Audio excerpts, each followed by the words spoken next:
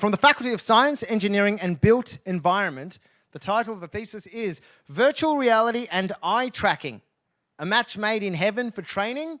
Would you please welcome Adrian Urbano.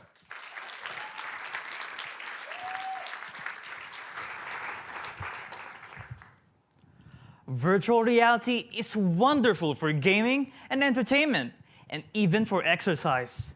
And it's becoming popular amongst average consumer.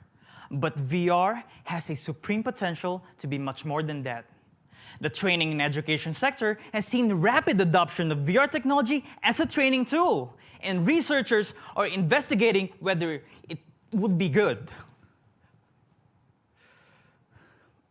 However, numerous studies that explore the use of VR for learning and training have focused more on its usability rather than measuring learning outcomes. A significant number of studies that attempted to measure learning have relied heavily on using self-reported measures and therefore lack a robust objective measure for learning outcomes.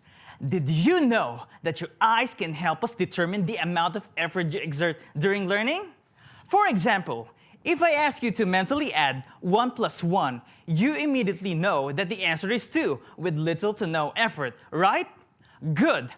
On the other hand, if I ask you to multiply 68 by, let's say, 25,865, I'll give you a moment. Come on now, I know you know the answer is 1,758,820. But for those who can't solve this on the fly, you immediately realize that a significant amount of effort was required to solve without a calculator, or if you're old school, an abacus. Provided that you were paying attention, when I asked you the first question, your pupil size probably didn't change much. However, when I ask you the second one, it's likely that your pupils have dilated. And from previous studies, it suggests our pupil size has a direct correlation with task difficulty. Pretty nifty, right?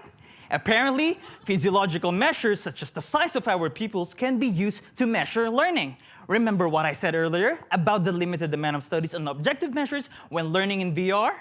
Now, we have access to eye tracking in VR, in which it can be used not just to track where the users are looking inside VR, but it can also measure pupil size. And for my research, I'm investigating whether it is possible to measure learning in real time using pupil size. This involves determining the difference between pupil dilation caused by learning as opposed to pupil dilation caused by lighting. This will be investigated through a series of experiments that aim to test participants' working memory. By applying eye tracking methods in VR, my hope is to be able to increase the viability of VR as a tool for learning and training that is measurable, repeatable, reliable, and in real time.